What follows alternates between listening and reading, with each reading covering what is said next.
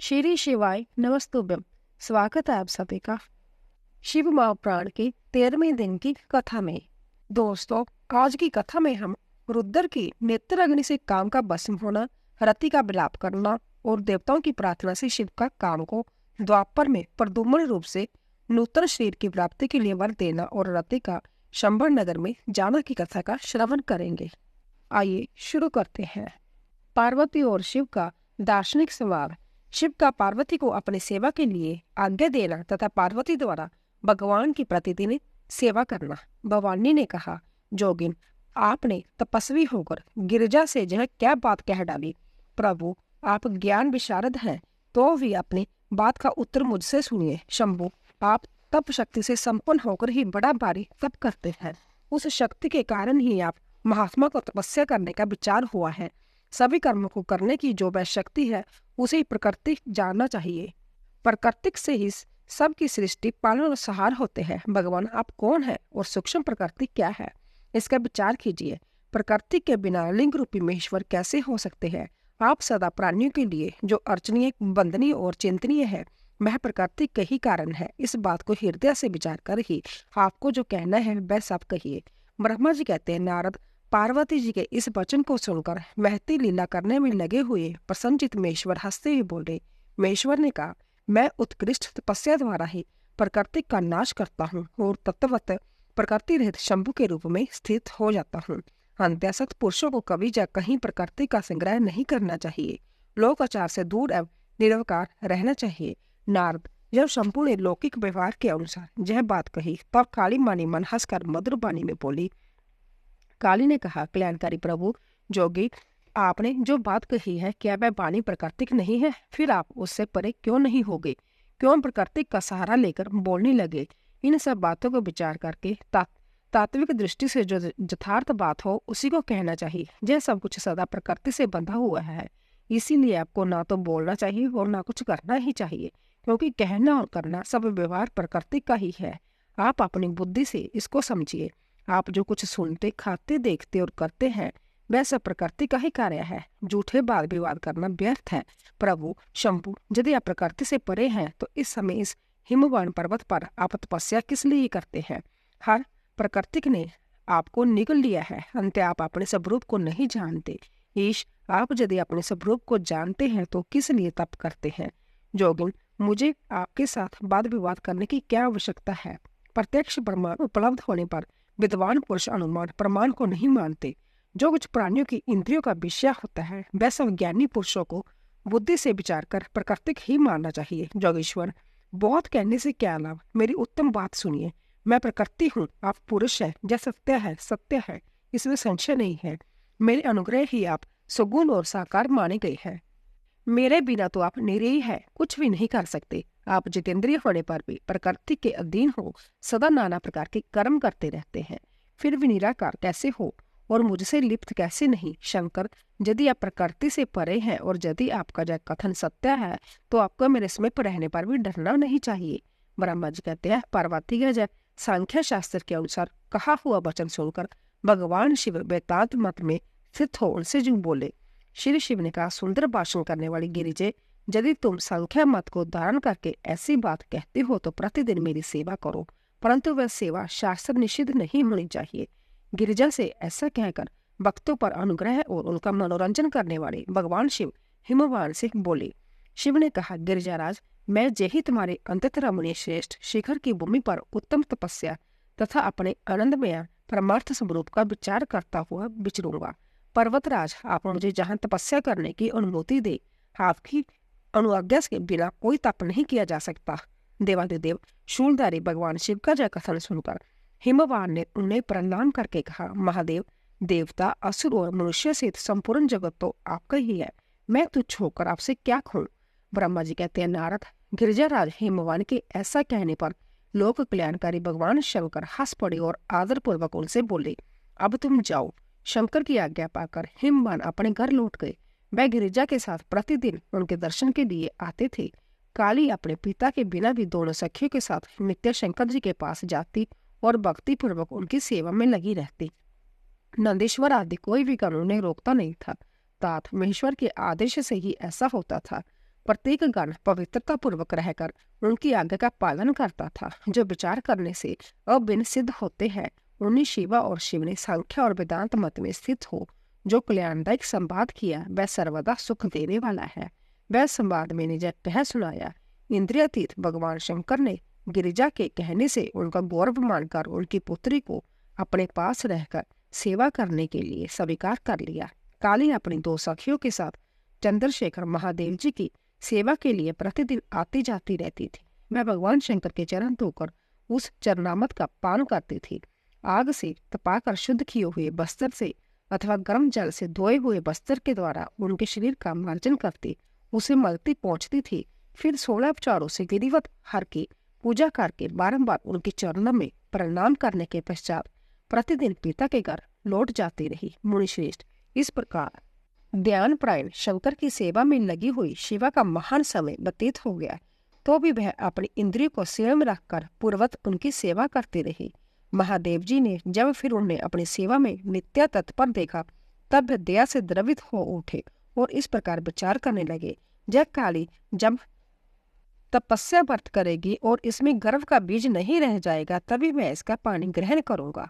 ऐसा विचार करके महालीला करने वाले महाजोगेश्वर भगवान भूतनाथ तत्काल ध्यान में स्थित हो गए। मुने परमात्मा शिव जब ध्यान में लग गए तब उनके हृदय में दूसरी कोई चिंता नहीं रह गई। काली प्रतिदिन महात्मा शिव के रूप का निरंतर चिंतन करती हुई उत्तम भक्ति भाव से उनकी सेवा में लगी रही।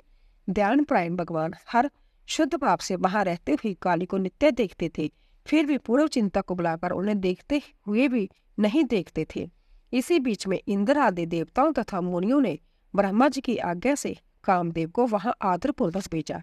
वह काम की प्रेरणा से काली का रुद्र के साथ संजोग कराना चाहते थे। उनके ऐसा करने में कारण ये था कि महापराक्रमी तारकासुर से वह बहुत पीड़ित थे और शंकर जी से किसी महान बलवान पुत्र की उत्पत्ति चाहते थे। कामदेव ने वहां पहुंचकर अपने सब उपायों का प्रयोग किया, परंतु महादेव जी के मन में तनिक भी क्षोभ नहीं हुआ। उल्टे उन्होंने कामदेव को जलाकर भस्म कर दिया। उन्होंने तब सती पार्वती ने भी गर्वरहित हो उनकी आज्ञा से बहुत बड़ी तपस्या करके शिव को पति रूप में प्राप्त किया। फिर वह पार्वती और परमेश्वर अत्यंत प्रेम से और प्रसन्नता पूर्वक रहने लगे। उन दोनों ने परोपकार में तत्पर रहकर देवताओं का महान कार्य सिद्ध किया। सूत जी कहते हैं, तदंतर नारद जी के पूछने पर पार्वती के विवाह के विस्तृत प्रसंग को उपस्थित करते हुए ब्रह्मा जी ने तारकासुर की उत्पत्ति, उसके उग्र तप, मनोवांछित वर प्राप्ति तथा देवता और असुर सबको जीत कर संभ्या इंद्र पद पर प्रतिष्ठित हो जाने की कथा सुनाई।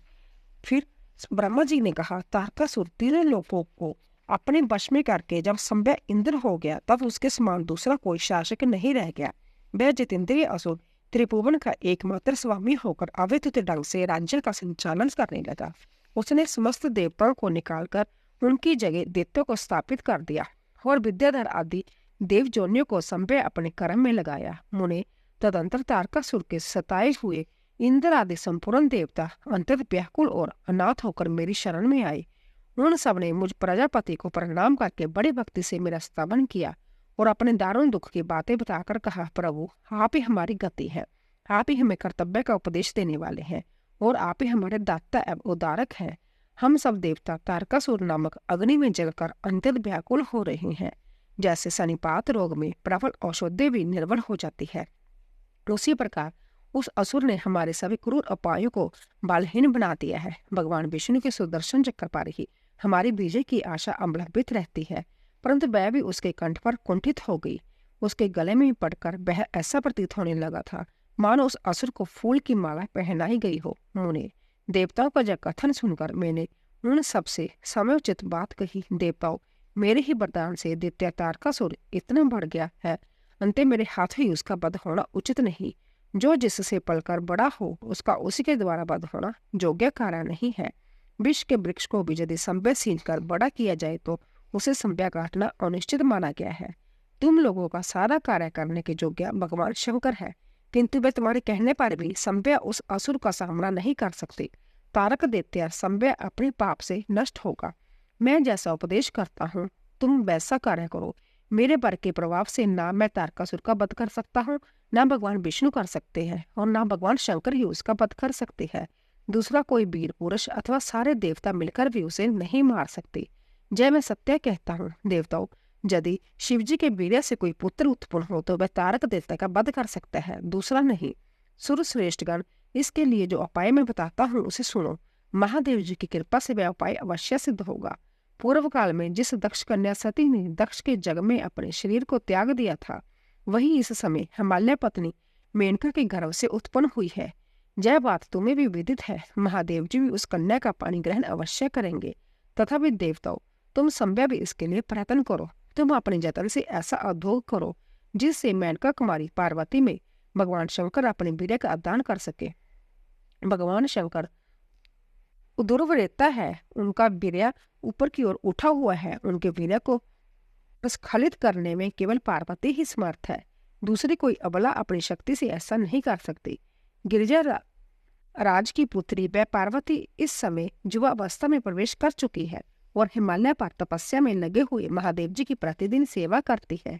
अपने पिता हिमवान के कहने से काली शिवा अपनी 2 सखियों के साथ ध्यान प्राय परमेश्वर शिव की संग्रह सेवा करती है। तीनों लोकों में सबसे अधिक सुंदरी पार्वती शिव के सामने रहकर प्रतिदिन उनकी पूजा करती है। तथा भी वह ध्यान मगन महेश्वर मन से भी ध्यानहीन स्थिति में नहीं आते, अर्थात ध्यान भंग करके पार्वती की ओर देखने का विचार भी मन में नहीं लाते। देवताओं, चंद्रशेखर शिव जिस प्रकार काली को अपनी बारह बनाने की इच्छा करे, वैसी चेष्टा तुम लोग शीघ्र ही प्रयत्न पूर्वक करो। मैं उस दैत्य के स्थान पर जाकर तारकासुर को बुरे हाथ से हटाने की चेष्टा करूंगा। अंत अब तुम लोग अपने स्थान को जाओ। नारद, देवताओं से ऐसा कहकर मैं शीघ्र ही तारकासुर से मिला और बड़े प्रेम से बुलाकर मैंने उससे इस प्रकार कहा, तारक, यह स्वर्ग हमारे तेज का सार तत्व है, परंतु तुम जहाँ के राज्य का पालन कर रहे हो, जिसके लिए तुमने उत्तम तपस्या की थी, उससे अधिक चाहने लगे हो। मैंने तुम्हें इसमें छोटा ही वर दिया था, स्वर्ग का राज्य कदापि नहीं दिया था, इसलिए तुम स्वर्ग को छोड़कर पृथ्वी पर राज्य करो। असुर श्रेष्ठ, देवताओं के योग्य जितने भी कार्य हैं वह सब तुम्हें वही सुलभ होंगे, इसमें अन्यथा विचार करने की आवश्यकता नहीं है। ऐसा कहकर उस असुर को समझाने के बाद मैं शिवा और शिव का स्मरण करके वहां से अदृश्य हो गया। तारकासुर भी स्वर्ग को छोड़कर पृथ्वी पर आ गया और शोणितपुर में रहकर वह राज्य करने लगा। फिर सब देवता भी मेरी बात सुनकर मुझे प्रणाम करके इंद्र के साथ प्रसन्नता पूर्वक बड़ी सावधानी के साथ इंद्रलोक में गए। वहां जाकर परस्पर मिलकर आपस में सलाह करके वह सब देवता इंद्र से प्रेम पूर्वक बोले, भगवान शिव की शिवा में जैसे भी काम मूलक रुचि हो, वैसा ब्रह्मा जी का बताया हुआ सारा प्रयत्न आपको करना चाहिए। इस प्रकार देवराज इंद्र से संपूर्ण वृत्तांत निवेदन करके वह देवता प्रसन्नता पूर्वक सब और अपने अपने स्थान पर चले गए। इंद्र द्वारा काम का स्मरण, उसके साथ उनकी बातचीत तथा उनके कहने से काम का शिव को मोह में डालने के लिए प्रस्थान करना। ब्रह्मा जी कहते हैं, नारद, देवताओं के चले जाने पर दुरात्मा तारक दैत्य से पीड़ित हुए इंद्र ने कामदेव का स्मरण किया। कामदेव तत्काल वहां आ पहुंचा। तब इंद्र ने मित्रता का धर्म बतलाते हुए काम से कहा, मित्र, कालवशत मुझ पर असाध्य दुख आ पड़ा, उसे तुम्हारे बिना कोई भी दूर नहीं कर सकता। दाता की परीक्षा दुर्भिक्ष में, शूरवीर की परीक्षा रणभूमि में, मित्र की परीक्षा आपत्ति काल में तथा स्त्री की कुल की परीक्षा पति के असमर्थ हो जाने पर होती है। तात संकट पड़ने पर विनय की परीक्षा होती है और क्रोश में सत्य है उत्तम स्नेह की, अन्यथा नहीं। जय मैंने सच्ची बात कही है। मित्रवर, इस समय मुझ पर जो विपत्ति आई है उसका निवारण दूसरे किसी से नहीं हो सकता। अंत आज तुम्हारी परीक्षा हो जाएगी। यह कार्य केवल मेरा ही है और मुझे ही सुख देने वाला है, ऐसी बात नहीं, अपितु यह समस्त देवता आदि का कार्य है, इसमें संशय नहीं है। इंद्र की यह बात सुनकर कामदेव मुस्कुराया और प्रेम पूर्ण गंभीर वाणी में बोला। काम ने कहा, देवराज, आप ऐसी बात क्यों कहते हैं? मैं आपको उत्तर नहीं दे रहा हूँ, आवश्यक निवेदन मात्र कर रहा हूँ। लोक में कौन उपकारी मित्र है और कौन बनावटी, यह संभव देखने की वस्तु है, कहने की नहीं है। जो संकट के समय बहुत बातें करता है वह काम क्या करेगा? तथा भी महाराज, प्रभु मैं कुछ कहता हूँ उसे सुनिए। मित्र जो आपके इंद्र पद को छीनने के लिए दारुण तपस्या कर रहा है, आपके उस शत्रु को मैं सर्वथा तपस्या से भ्रष्ट कर दूंगा। जो काम जिससे पूरा हो सके, बुद्धिमान पुरुष उसे उसी काम में लगाए। मेरे योग्य जो कार्य हो वह सब आप मेरे जिम्मे कीजिए। ब्रह्मा जी कहते हैं, कामदेव का यह कथन सुनकर इंद्र बड़े प्रसन्न हुए। वह कामने को सुख देने वाले काम को प्रणाम करके उससे इस प्रकार बोले। इंद्र ने कहा, तात मानव, मैंने अपने मन में जिस कार्य को पूर्ण करने का उद्देश्य रखा है उसे सिद्ध करने में केवल तुम ही समर्थ हो। दूसरे किसी से उस कार्य का होना संभव नहीं है। मित्रवर मनोभव काम जिसके लिए आज तुम्हारे सहयोग की अपेक्षा हुई है, उसे ठीक ठीक बता रहा हूँ, सुनो। तारक नाम से प्रसिद्ध जो महान दैत्य है, वह ब्रह्मा जी का अवैध वर पाकर अजय हो गया है और सभी को दुख दे रहा है। वह सारे संसार को पीड़ा दे रहा है। उसके द्वारा बारंबार धर्म का नाश हुआ है। उससे सब देवता और समस्त ऋषि दुखी हुए हैं। संपूर्ण देवताओं ने पहले उसके साथ अपनी पूरी शक्ति लगाकर युद्ध किया था, परंतु उसके ऊपर सबके अस्त्र शस्त्र निष्फल हो गए। जल के स्वामी वरुण का पाश टूट गया। श्री हरि का सुदर्शन चक्र भी वहां सफल नहीं हुआ। श्री विष्णु ने उसके कंठ पर चक्कर चलाया, किंतु वह वहां कुंठित हो गया। ब्रह्मा जी ने महाजोगेश्वर भगवान शंभु के वीर्य से उत्पन्न हुए बालक के हाथ से इस दुरात्मा दैत्य की मृत्यु बताई है। यह कार्य तुम्हें अच्छी तरह और प्रयत्न पूर्वक करना है। मित्रवार उसके हो जाने से हम देवताओं को बड़ा सुख मिलेगा। भगवान शंभु गिरिजाराज हिमालय पर उत्तम तपस्या में लगे हैं। वह हमारे भी प्रभु है, कामना के वश में नहीं है, स्वतंत्र परमेश्वर है। मैंने सुना है कि गिरिजा नंदनी पार्वती पिता की आज्ञा पाकर अपने 2 सखियों के साथ उनके समीप रहकर उनकी सेवा में रहती है। उनका जय प्रयत्न महादेव जी को पति रूप में प्राप्त करने के लिए ही है, परंतु भगवान शिव अपने मन को संयम नियम से वश में रखते हैं। मार जिस तरह भी उनकी पार्वती अंत्यत रुचि हो जाए, तो वे वैसा ही प्रयत्न करना चाहिए। यही कार्य करके तुम कृतार्थ हो जाओगे और हमारा सारा दुख नष्ट हो जाएगा। इतना ही नहीं, लोक में तुम्हारा स्थायी प्रताप फैल जाएगा। ब्रह्मा जी कहते हैं, नारद, इंद्र के ऐसा कहने पर कामदेव का मुखारबिंद प्रसन्नता से खिल उठा। उसने देवराज से प्रेम पूर्वक कहा, मैं इस कार्य को करूंगा, इसमें संशय नहीं है। ऐसा कहकर शिव की माया से मोहित हुए काम ने उस कार्य के लिए स्वीकृति दे दी और शीघ्र ही उसका भार ले लिया। वह अपनी पत्नी रति और बसंत को साथ ले बड़ी प्रसन्नता के साथ उस स्थान पर गया जहां साक्षात जोगेश्वर शिव उत्तम तपस्या कर रहे थे। रुद्र की नेत्राग्नि से काम का भस्म होना, रति का विलाप, देवताओं की प्रार्थना से शिव का काम को द्वापर में प्रद्युम्न रूप से नूतन शरीर की प्राप्ति के लिए वर देना और रति का शंबर नगर में जाना। ब्रह्मा जी कहते हैं, मुने काम अपने साथी बसंत आदि को लेकर वहां पहुंचा। उसने भगवान शिव पर अपने बाण चलाए। तब शंकर जी के मन में पार्वती के प्रति आकर्षण होने लगा और उनका धीरा छूटने लगा। अपने धीरे का ह्रास होता देख महाजोगी महेश्वर अंतत विस्मित हो मन ही मन इस प्रकार चिंतन करने लगे। शिव बोले, मैं तो उत्तम तपस्या कर रहा था, उसमें विघ्न कैसे आ गया? किस कुकर्मी ने जय मेरे चित्त में विकार पैदा कर दिया? इस तरह विचार करके सतपुरुषों के आश्रयदाता महाजोगी परमेश्वर शिव शंकर युक्त हो संपूर्ण दिशाओं की ओर देखने लगे। इसी समय वाम भाग में बाण खींचे खड़े हुए काम पर उनकी दृष्टि पड़ी। वह मूर्छित मदन अपनी शक्ति के घमंड में आकर पुण्य अपना बाण छोड़ना ही चाहता था। नारद, इस अवस्था में काम पर दृष्टि पड़ते ही परमात्मा गिरीश को तत्काल रोष चढ़ आया। उन्होंने उधर आकाश में बाण सहित धनुष लिए खड़े हुए काम ने भगवान शंकर पर अपना अमोघ अस्त्र छोड़ दिया, जिसका निवारण करना बहुत कठिन था, परंतु परमात्मा शिव पर वह मोघ अस्त्र भी व्यर्थ हो गया। कुपित हुए परमेश्वर के पास जाते ही शांत हो गया। भगवान शिव पर अपने अस्त्र के व्यर्थ हो जाने पर काम को बड़ा व्यय हुआ। भगवान मृत्युंजय को सामने देखकर वह कांप उठा और इंद्र आदि समस्त देवताओं का सम्मान करने लगा।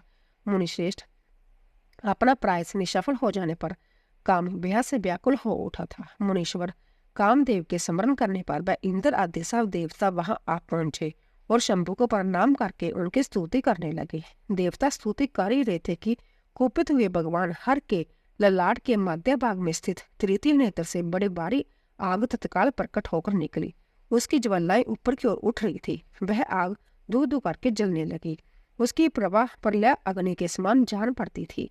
वह आग तुरंत ही आकाश में उछली और पृथ्वी पर गिर पड़ी, फिर अपने चारों ओर चक्कर काटती हुई दराश्यानी हो गई। साधो, भगवान क्षमा कीजिए। जय बात जब तक देवताओं के मुख से निकले तब तक ही उस आग ने कामदेव को जलाकर भस्म कर दिया।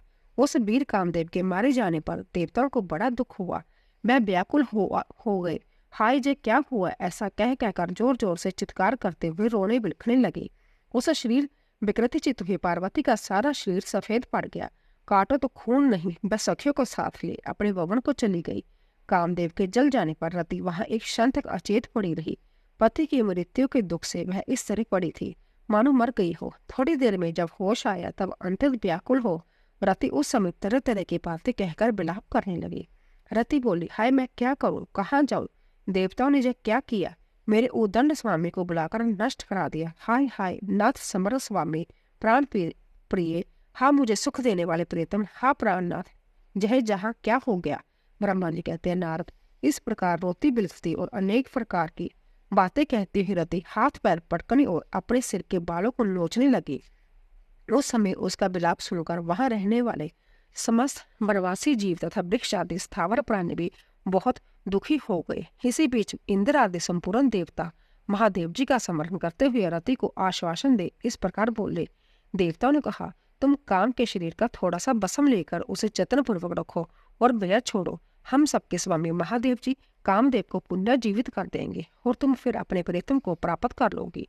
कोई किसी को ना तो सुख देने वाला है ना कोई दुखी देने वाला है, सब लोग अपनी अपनी करनी का फल भोगते हैं। तुम देवताओं को दोष देकर व्यर्थ ही शोक करती हो।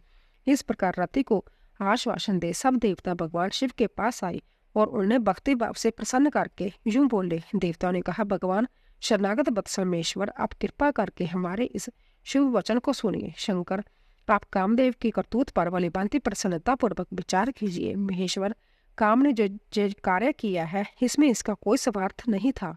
दुष्ट तारकासुर से पीड़ित हुए हम सब देवताओं ने मिलकर उससे यह काम कराया है। नाथ शंकर, इसे आप अन्यथा न समझे। सब कुछ देने वाले देवेश गिरीश सती साध्वी रति अकेली अति दुखी होकर विलाप कर रही है।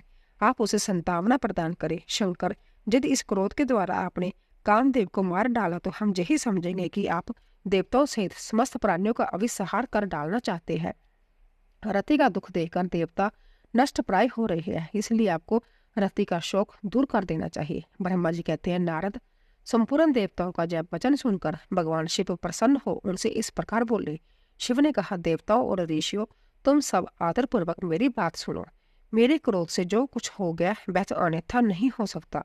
तथापि रति का शक्तिशाली पति कामदेव तभी तक शरीर रहित रहेगा जब तक रुक्मिणी पति श्री कृष्ण का धरती पर अवतार नहीं हो जाता। जब श्री कृष्ण द्वारका में रहकर पुत्रों को उत्पन्न करेंगे तब वह रुक्मिणी के गर्भ से काम को भी जन्म देंगे। उस काम का ही नाम उस समय प्रद्युम्न होगा, इसमें संशय नहीं है। उस पुत्र के जन्म लेते ही शंबरासुर उसे हर लेगा। हरण के पश्चात दानव शिरोमणि शंबर उसे शिशु के समुद्र में डाल देगा। फिर वह मूढ़ उसे मरा हुआ समझकर अपने नगर को लौट जाएगा। रहते उस समय तक तुम्हें शंबरासुर के नगर में सुखपूर्वक निवास करना चाहिए। वहीं तुम्हें अपने पति प्रद्युम्न की प्राप्ति होगी। वहां तुमसे मिलकर काम युद्ध में शंबरासुर का वध करेगा और सुखी होगा। देवताओं, प्रद्युम्न नामधारी काम अपनी कामणी रति को तथा शंबरासुर के धन को लेकर उसके साथ पुण्य नगर में जाएगा। मेरा जय कथन सर्वथा सत्य होगा। ब्रह्मा जी कहते हैं, नारद, भगवान शिव की जब बात सुनकर देवताओं में चित्त में कुछ उल्लास हुआ और वह उन्हें प्रणाम करके दोनों हाथ जोड़ विनीत भाव से बोले। देवताओं ने कहा, देवादेव महादेव करुणा सागर प्रभु, आप कामदेव को शीघ्र जीवन दान दीजिए तथा रति के प्राणों की रक्षा कीजिए। देवताओं की जब बात सुनकर सबके स्वामी करुणा सागर परमेश्वर शिव पुण्य प्रसन्न होकर बोले, देवताओं, मैं बहुत प्रसन्न हूँ। मैं काम को सबके हृदय में जीवित कर दूंगा। मैं सदा मेरा गण होकर बिहार करेगा। अब अपने स्थान को जाओ, मैं तुम्हारे दुख का सर्वथा नाश करूंगा। ऐसा कहकर रुद्रदेव उस समय स्तुति करने वाले देवताओं के देखते देखते अंतर्धान हो गए। देवताओं का विस्मय दूर हो गया और वह सब के सब प्रसन्न हो गए। मुनि तदंतर रुद्र की बात पर भरोसा करके स्थिर रहने वाले देवता रति को उनका कथन सुनाकर आश्वासन दे अपने अपने स्थान को चले गए। मुनीश्वर काम पत्नी रति शिव के बताए हुए शांबर नगर को चली गई तथा रुद्रदेव ने जो समय बताया था उसकी प्रतीक्षा करने लगी। ब्रह्मा जी का शिव की क्रोधाग्नि को वडवा नल की संज्ञा दे समुद्र में स्थापित करके संसार के व्यय को दूर करना, शिव के वीर्य से पार्वती का शोक तथा नारद के द्वारा उन्हें तपस्या के लिए उपदेश पूर्वक पंचाक्षर मंत्र की प्राप्ति। ब्रह्मा जी कहते हैं, नारद, जब भगवान रुद्र के तीसरे नेत्र से प्रकट हुई अग्नि ने कामदेव को शीघ्र जलाकर भस्म कर दिया, तब वह बिना किसी प्रचोदन के ही प्रज्वलित हो सब और फैलने लगी। इससे चराचर प्राणियों से तीनों लोकों में महान हाहाकार मच गया। तात संपूर्ण देवता और ऋषि तुरंत मेरी शरण में आए। उन सब ने अंधत व्याकुल होकर मस्तक झुका दोनों हाथ जोड़ मुझे प्रणाम किया और मेरी स्तुति करके वह दुख निवेदन किया।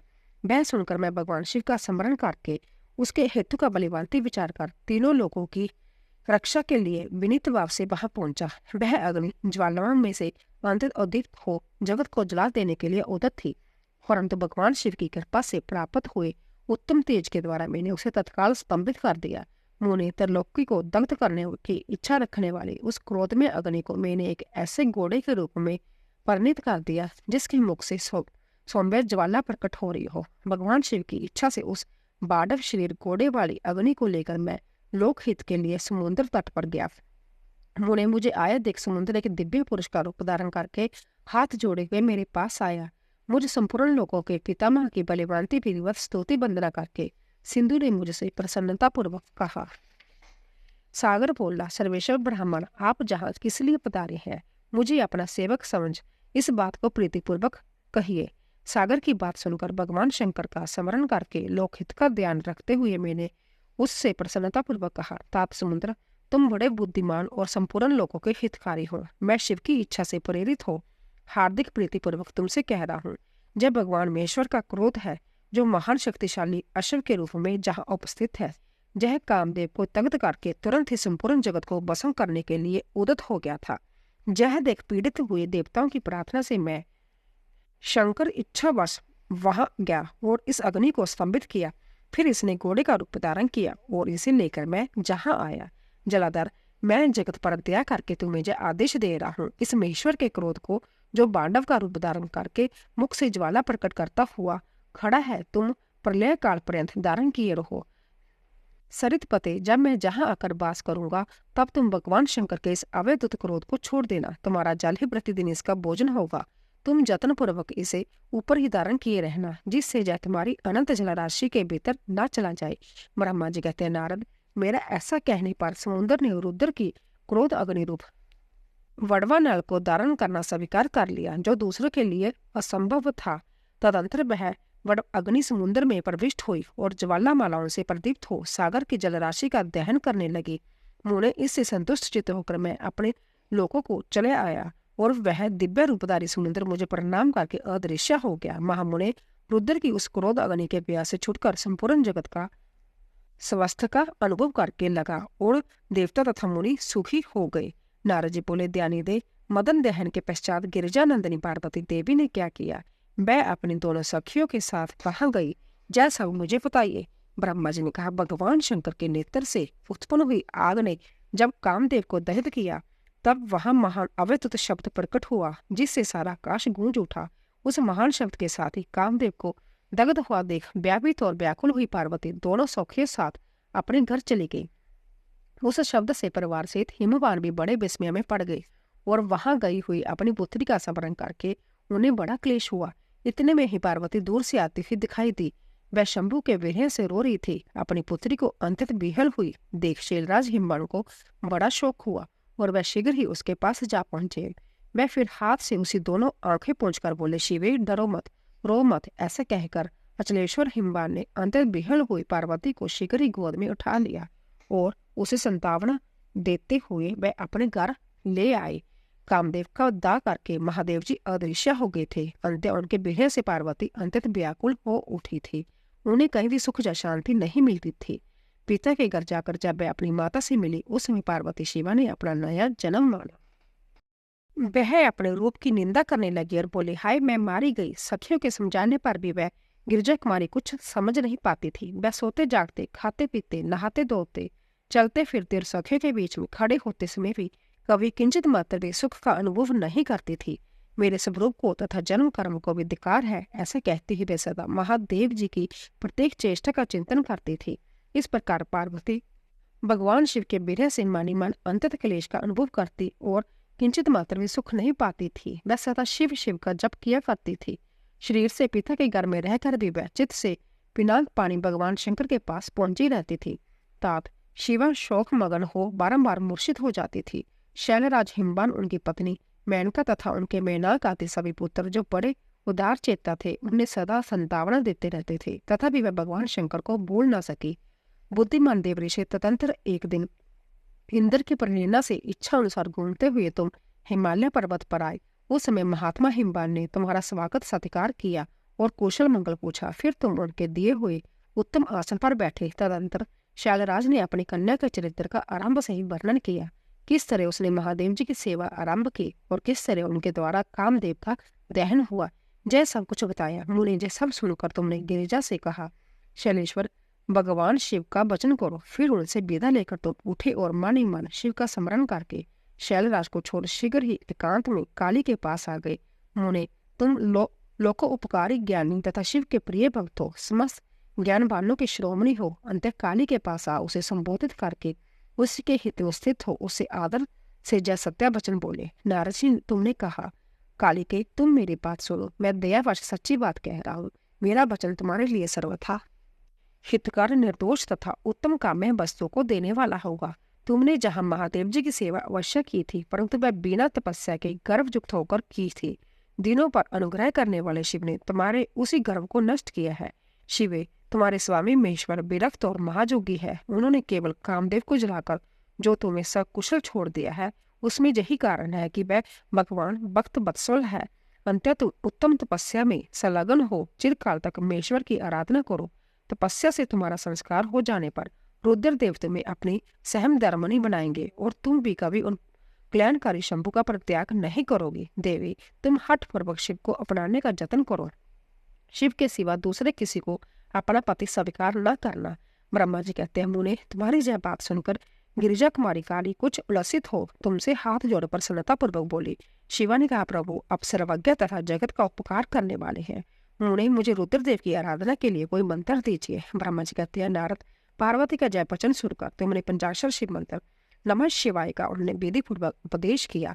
साथ ही उस मंत्र राज में श्रद्धा उत्पन्न करने के लिए तुमने उसका सबसे अधिक प्रभाव बताया। नारद जी, तुम बोले, देवी, इस मंत्र का परम अवैध प्रभाव सुनो। इसके श्रवण मात्र से ही भगवान शंकर प्रसन्न हो जाते हैं। यह मंत्र सब मंत्रों का राजा और मनोवांछित फल को देने वाला है। भगवान शंकर को बहुत ही प्रिय है तथा साधक को भोग और मोक्ष देने में समर्थ है। सौभाग्यशालिनी, इस मंत्र का विधि पूर्वक जप करने से तुम्हारे द्वारा आराधित हुए भगवान शिव अवश्य और शीघ्र तुम्हारी आंखों के सामने प्रकट हो जाएंगे। शिवे, शोष संतोष आदि नियमों में तत्पर रहकर भगवान शिव के स्वरूप का चिंतन करते हुए तुम पंचाक्षर मंत्र का जप करो। इससे आराध्य देव शिव शीघ्र ही संतुष्ट होंगे। साध्वी, इस तरह तपस्या करो। तपस्या से महेश्वर वश में हो सकते हैं। तपस्या से ही सबको मनोवांछित फल की प्राप्ति होती है, अन्यथा नहीं। ब्रह्मा जी कहते, नारद, तुम भगवान शिव के प्रिय भक्त और इच्छा अनुसार विचरने वाले हो। तुमने काली से उपयुक्त बात कहकर देवताओं के हित में तत्पर हो स्वर्ग लोक को प्रस्थान किया। तुम्हारी बात सुनकर उस समय पार्वती बहुत प्रसन्न हुई।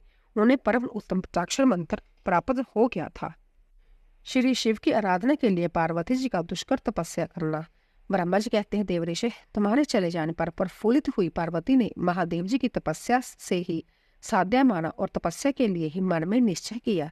तब उन्होंने अपनी सखी जया और विजया के द्वारा पिता हिमालय और माता मैना से आज्ञा मांगी। पिता ने तो स्वीकार कर लिया, परंतु माता मैना ने स्नेहवश अनेक प्रकार से समझाया और घर से दूर वन में जाकर तप करने से पुत्री को रोका।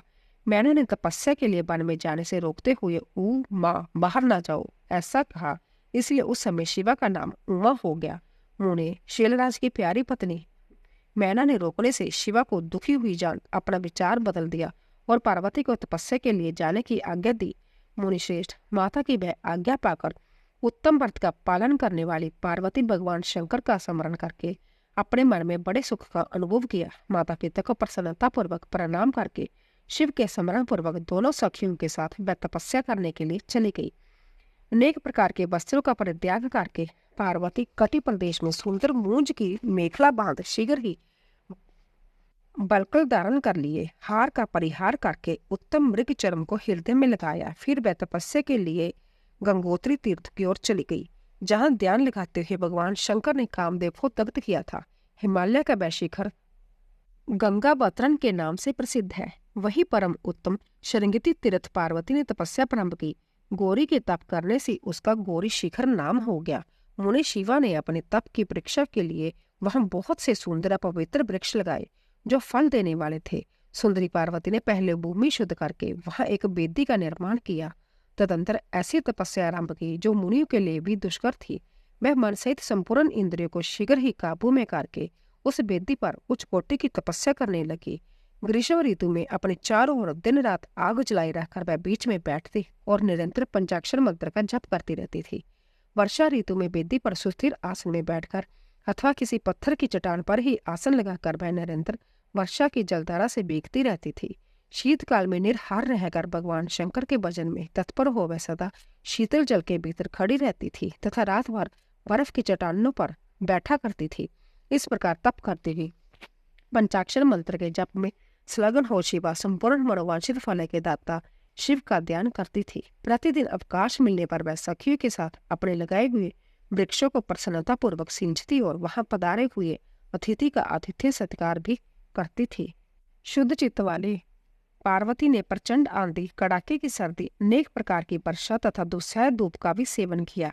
उनके ऊपर वहां नाना प्रकार के दुख आए, परंतु उन्होंने उन सबको कुछ नहीं गिना। उन्हें वह केवल शिव में मन लगाकर वहां सुस्थिर भाव से खड़ी जा बैठी रहती थी। उनका पहला वर्ष फलहार में बीता और दूसरा वर्ष उन्होंने केवल पत्ते चबाकर बताया। इस तरह तपस्या करती हुई देवी पार्वती ने क्रमशः असंख्य वर्ष व्यतीत कर दिए। तदंतर हिमवान की पुत्री शिवा देवी पत्ते खाना भी छोड़कर सर्वथा निर्हार रहने लगी। तो भी तपस्या में उनका अनुराग बढ़ता ही गया। हिमाचल पुत्री शिवा ने भोजन के लिए परण का भी परित्याग कर दिया, इसलिए देवताओं ने उनका नाम अपर्णा रख दिया। इसके बाद पार्वती भगवान शिव के स्मरण पूर्वक एक पैर से खड़ी हो पंचाक्षर मंत्र का जप करती हुई बड़ी भारी तपस्या करने लगी। उनके अंग चीरों बक्कल से ढके थे। वह मस्तक पर जटाओं का समूह धारण किए रहती थी। इस प्रकार शिव के चिंतन मगन में लगी हुई पार्वती ने अपनी तपस्या के द्वारा मुनियों को जीत लिया। उस तपोवन में महेश्वर के चिंतन पूर्वक तपस्या करते हुए काली के 3000 वर्ष बीत गए। तदंतर जहां महादेव जी ने 60,000 वर्षों तक तप किया था, उस स्थान पर क्षणभर ठहरकर शिवा देवी इस प्रकार चिंता करने लगी, क्या महादेव जी भी इस समय यह नहीं जानते कि मैं उनके लिए नियमों के पालन में तत्पर हो तपस्या कर रही हूँ?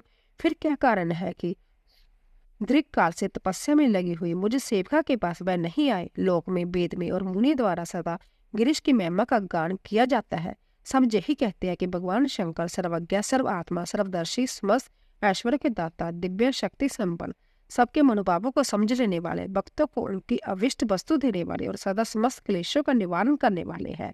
यदि मैं समस्त कामनाओं का परित्याग करके भगवान वृषध्वज में अनुरुक्त हुई हूँ, तो वह कल्याणकारी भगवान शिव जहाँ मुझ पर प्रसन्न हो।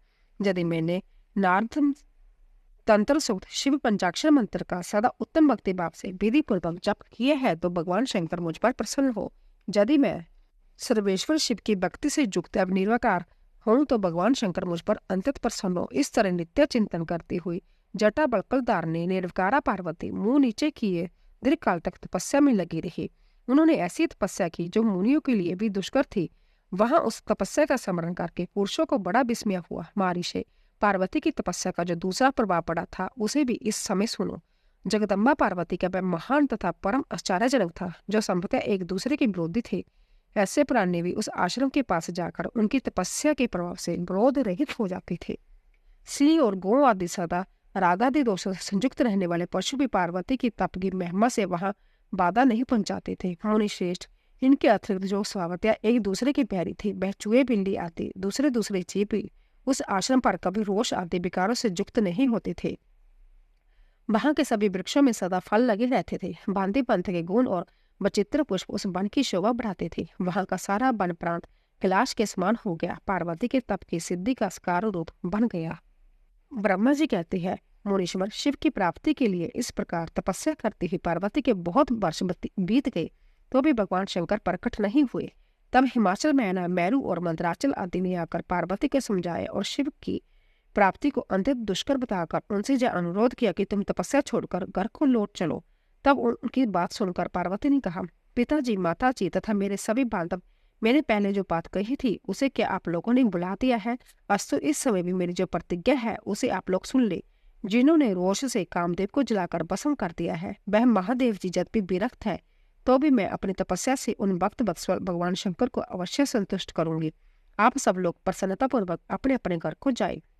महादेव जी को संतुष्ट होंगे कि इसमें अन्यथा विचार की आवश्यकता नहीं है। जिन्होंने कामदेव को जलाया है, जिन्होंने इस पर्वत के वन को भी जलाकर भस्म कर दिया है, उन भगवान शंकर को मैं केवल तपस्या से यही बुलाऊंगी। महाभागन, आप यह जान ले कि महान तपोबल से ही भगवान सदाशिव की सेवा सुलभ हो सकती है। जय मैं आप लोगों से सत्य सत्य कहती हूँ। सुमधुर भाषण करने वाली पर्वत राजकुमारी शिवा, माता मेनका, बाई मैनाक, पिता हिमालय और मंदराचल आदि से अप्रयुक्त बात कहकर शीघ्र ही चुप हो गई।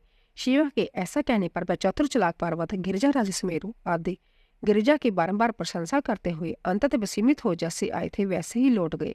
उन सब के चले जाने पर सखियों से घिरी हुई पार्वती मन में यथार्थ निश्चय करके पहले से ही अधिक उग्र तपस्या करने लगी। मुनिश्रेष्ठ देवताओं, असुर और मनुष्य और चराचर प्राणियों सहित समस्त त्रिलोकी उस महती तपस्या से संतप्त हो उठी। उस समय समस्त देवता, असुर, यक्ष, किन्नर, चारण, सिद्ध, साध्य, मुनि, विद्याधर, बड़े बड़े नाग, प्रजापति, ग्राहक तथा अन्य लोग महान से महान कष्ट में पड़ गए, परंतु इसका कोई कारण उनके समझ में नहीं आया। तब इंद्र आदि सब देवता मिलकर गुरु बृहस्पति से सलाह ले बड़ी विहलता के साथ सुमेरु पर्वत पर मुझ विधाता की शरण में आए। उस समय उनके सारे अंग संतप्त हो रहे थे। वहां आ मुझे प्रणाम कर उन सभी व्याकुल और कांतिहीन देवताओं ने मेरी स्तुति करके एक साथ मुझसे पूछा, प्रभु, जगत के संतप्त होने का क्या कारण है? उनका जब प्रश्न सुनकर मानी मन शिव का स्मरण करके विचार पूर्वक मैंने सब कुछ जान लिया। इस समय विश्व में जो दाव उत्पन्न हो रहा है वह गिरिजा की तपस्या का फल है। यह जानकर मैं उन सबके साथ शीघ्र ही क्षीर सागर को गया। वहां जाने का उद्देश्य भगवान विष्णु से सब कुछ बताना था। वहां पहुंचकर देखा कि भगवान श्री हरि सुखद आसन पर विराजमान है। देवताओं के साथ मैंने हाथ जोड़कर प्रणाम पूर्वक उनकी स्तुति की और कहा, महाविष्णु, तपस्या में लगी हुई पार्वती के परम उग्र तप से संतप्त हो हम सब लोग आपकी शरण में आए हैं। आप हमें बचाइए, बचाइए। हम सब देवताओं की यह बात सुनकर शेष शैया पर बैठे हुए भगवान लक्ष्मीपति हमसे बोले। श्री विष्णु ने कहा, देवताओं, मैंने आज पार्वती जी की तपस्या का सारा कारण जान लिया है। अंतिम तुम लोगों के साथ अब परमेश्वर शिव के समीप चलता हूँ। हम सब लोग मिलकर जय प्रार्थना करेंगे कि वह गिरिजा को ब्याह कर अपनी जान ले आवे। अमरो, इस समय समस्त संसार के कल्याण के लिए भगवान से शिवा के पानी ग्रहण के लिए अनुरोध करना है। देवादिदेव पिनाकधारी भगवान शिव शिवा को वर देने के लिए जैसे भी वहीं उनके आश्रम पर जाए, इस समय हम वैसा ही प्रयत्न करेंगे। अंत्य परम मंगल में महाप्रभु रुद्र जहाँ उग्र तपस्या में लगे हुए हैं वही हम सब लोग चले। भगवान विष्णु की यह बात सुनकर समस्त देवता आदि हठी, क्रोधी और जलाने के लिए उदत रहने वाले प्रलयकाल रुद्र से अंतत व्यापित हो बोले। देवताओं ने कहा, भगवान, जो महाभयंकर काल अग्नि के समान दीप्तिमान और भयानक नेत्र से युक्त है, उन रोष परे महाप्रभु रुद्र के पास हम लोग नहीं जा सकेंगे, क्योंकि जैसे पहले उन्होंने कुपित हो दुर्जय काम को भी जला दिया था, उसी प्रकार वह हमें भी दग्ध कर डालेंगे, इसमें संशय नहीं है। उन्होंने इंद्र आदि देवताओं की बात सुनकर लक्ष्मीपति श्री हरि ने उन सबको संतावना देते हुए कहा। श्री हरि बोले, हे देवताओं, तुम सब लोग प्रेम और आदर के साथ मेरी बात सुनो। भगवान शिव देवताओं के स्वार में तथा उनके व्यय का नाश करने वाले हैं। वह तुम्हें नहीं दग्ध करेंगे। तुम सब लोग बड़े चतुर हो। अंत्य तुम्हें शंभु को कल्याणकारी मानकर हमारे साथ सबके उत्तम प्रभु उन महादेव जी की शरण में चलना चाहिए। भगवान शिव प्राण पुरुष, सर्वेश्वर, वर्णीय, तपस्वी और परमात्मा स्वरूप है। अंत्य हमें उनकी शरण में अवश्य चलना चाहिए। प्रभावशाली विष्णु के ऐसा कहने पर सब देवता उनके साथ पिनाक पानी शिव का दर्शन करने के लिए गए। मार्ग में पार्वती का आश्रम पहले पड़ता था। अंत्य उन गिरिजा नंदिनी की तपस्या देखने के लिए विष्णु आदि सब देवता कौतूहल पूर्वक उनके आश्रम पर गए। पार्वती के श्रेष्ठ तप को देखकर सब देवता उनके उत्तम तेज से व्याप्त हो गए। उन्होंने तपस्या में लगी हुई उन तेजों में जगदम्बा को नमस्कार किया और साक्षात सिद्धि स्वरूपा शिवा देवी की तप की बुरी पूरी प्रशंसा करते हुए वे सब देवता उस स्थान पर गए जहां भगवान वृषध्वज विराजमान थे। उन्होंने वहां पहुंचकर सब देवताओं ने पहले तुम्हें उनके पास भेजा और संभव वह मदन दहनकारी भगवान हर से दूर ही खड़े रहे। वह वहीं से जहां देखते रहे कि भगवान शिव कुपित है या प्रसन्न। नारद, तुम तो सदा निर्भय रहने वाले और विशेषकर शिव के भक्त हो। अंत्य तुमने भगवान शिव के स्थान पर जाकर उन्हें सर्वथा प्रसन्न देखा। फिर वहां से लौटकर तुम श्री विष्णु आदि सब देवताओं को भगवान शिव के स्थान पर ले गए। वहां पहुंचकर विष्णु आदि सब देवताओं ने देखा भक्त वत्सल भगवान शिव सुखपूर्वक प्रसन्न मुद्रा में बैठे हैं। अपने गुणों से घिरे हुए शंभु तपस्वी का रूप धारण किए जोग पट पर आसीन थे। उन परमेश्वर स्वरूपी शंकर का दर्शन करके मेरे सहित श्री विष्णु तथा अन्य देवताओं, सिद्धों और मुनीश्वरों ने उन्हें प्रणाम करके वेदों और उपनिषदों के सूत्रों द्वारा उनका स्तवन किया। देवताओं का भगवान शिव से पार्वती के साथ विवाह करने का अनुरोध करना, भगवान का विवाह के दोष बताकर अस्वीकार करना तथा उनके पुण्य प्रार्थना करने पर स्वीकार कर लेना। ब्रह्मा जी कहते हैं, नारद, देवताओं ने वहां पहुंचकर भगवान रुद्र को प्रणाम करके उनकी स्तुति की। तब नंदिकेश्वर भगवान शिव से उनकी दीन बद्धता एवं भक्त बतलता की प्रशंसा करते हुए कहा, प्रभु, देवता और मुनि संकट में पड़कर आपकी शरण में आए हैं। सर्वेश्वर, आप उनका उद्धार कीजिए। दयालु नंदी के इस प्रकार सूचित करने पर भगवान शंभु धीरे धीरे आंखें खोलकर ध्यान से उपरत हुए। समाधि से विरत हो परम ज्ञानी परमात्मा एवं ईश्वर शंभु ने समस्त देवताओं से इस प्रकार कहा। शंभु बोले, श्री विष्णु ब्रह्मा आदि देवेश्वरों, तुम सब लोग मेरे समीप कैसे आए? तुम अपने आने का जो भी कारण है वह शीघ्र बताओ। भगवान शंकर का यह वचन सुनकर सब देवता प्रसन्न होकर बताने के लिए भगवान विष्णु के मुंह की ओर देखने लगे तथा शिव के महान भक्त और देवताओं के हितकारी श्री विष्णु मेरे बताए हुए देवताओं के महत्तर कार्य को सूचित करने लगे। उन्होंने कहा, शंभु, तारकासुर ने देवताओं को अत्यंत अवैधुत एवं महान कष्ट प्रदान किया है। यही बताने के लिए सब देवता जहाँ आए हैं।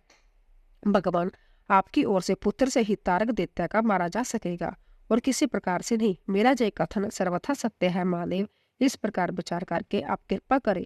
आपको नमस्कार है स्वामी। तारकासुर के द्वारा उपस्थित किए गए इस कष्ट से आप देवताओं का उद्धार कीजिए। देव शंभु, आप दाहिने हाथ से गिरिजा का पानी ग्रहण करें। गिरिजा राज हिमबाण के द्वारा दी हुई महानुभावा पार्वती को पानी ग्रहण के द्वारा ही अनुग्रहित कीजिए। श्री विष्णु का जय वचन सुनकर जोग परायण भगवान शिव ने उन सबको उत्तम गति का दर्शन कराते हुए इस प्रकार कहा। देवताओं, ज्यों ही मैंने सर्वांग सुंदरी गिरिजा देवी को स्वीकार किया, त्यों ही समस्त सुरवेश्वर तथा ऋषि मुनि साकाम हो जाएंगे। फिर तो वह परमात्म पथ पर चलने में समर्थ न हो सकेंगे। दुर्गा अपने पाणी ग्रहण मात्र से ही कामदेव को जीवित कर देगी। विष्णु, मैंने कामदेव को जलाकर देवताओं का बहुत बड़ा कार्य सिद्ध किया है। आज से सब लोग मेरे साथ सुनिश्चित रूप से निष्काम होकर रहें। देवताओं, जैसे मैं हूँ उसी तरह तुम सब लोग पृथक पृथक रहकर कोई विशेष प्रयत्न किए बिना ही अंतत दुष्कर एवं उत्तम तपस्या कर सकोगे। अब उस मतन के न होने से तुम सब देवता समाधि के द्वारा परम आनंद का अनुभव करते हुए निर्विकार हो जाओ, क्योंकि काम नरक की ही प्राप्ति कराने वाला है। काम से क्रोध होता है, क्रोध से मोह होता है और मोह से तपस्या नष्ट होती है। अंत तुम सभी श्रेष्ठ देवताओं के काम और क्रोध का परित्याग कर देना चाहिए।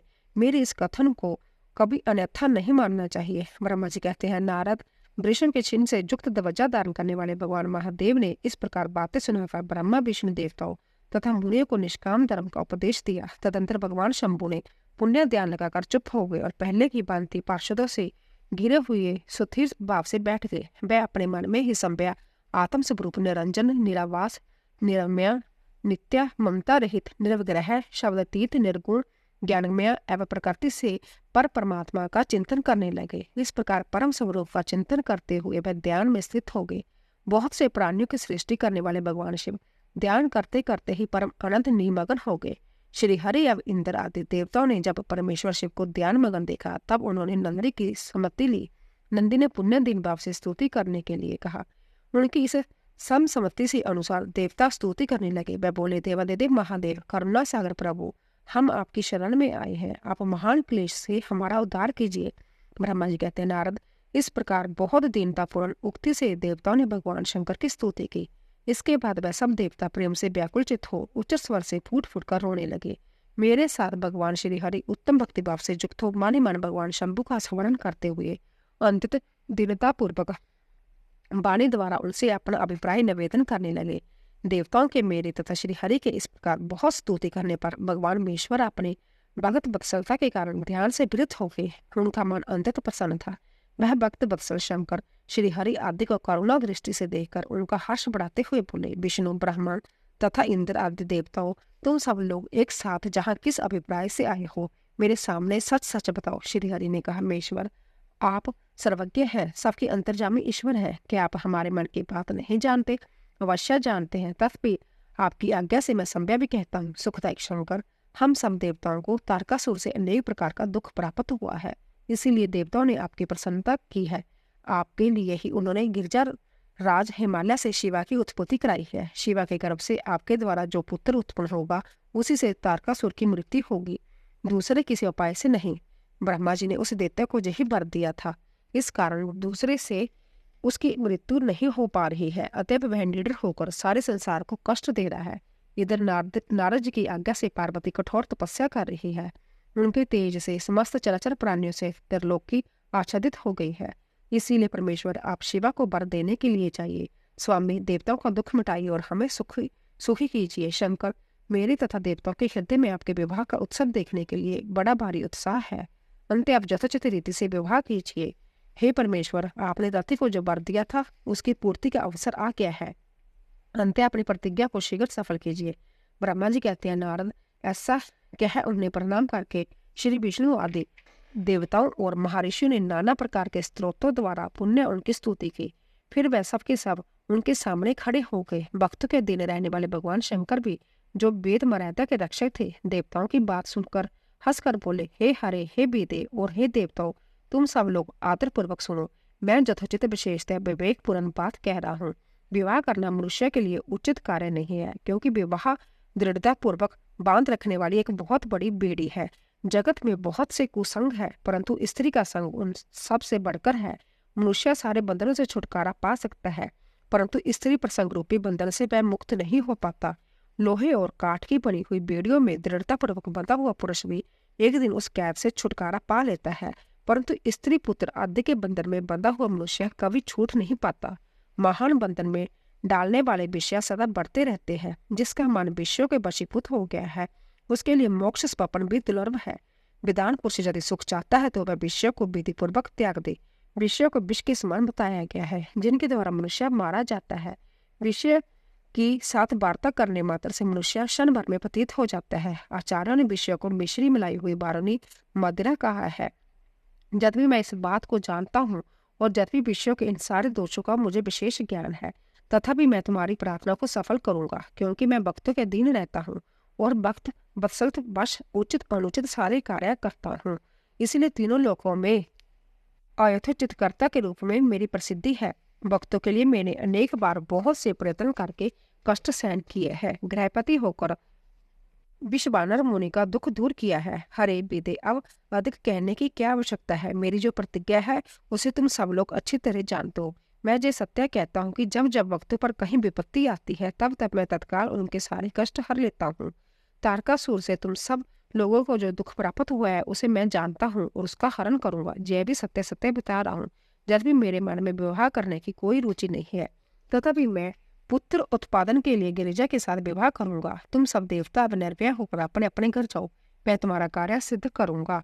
इस विषय में अब कोई विचार नहीं करना चाहिए। ब्रह्मा जी कहते हैं, नारद ऐसा कहकर भगवान शंकर मौन और समाधि में स्थित हो गए और विष्णु आदि सभी देवता अपने अपने धाम को चले गए।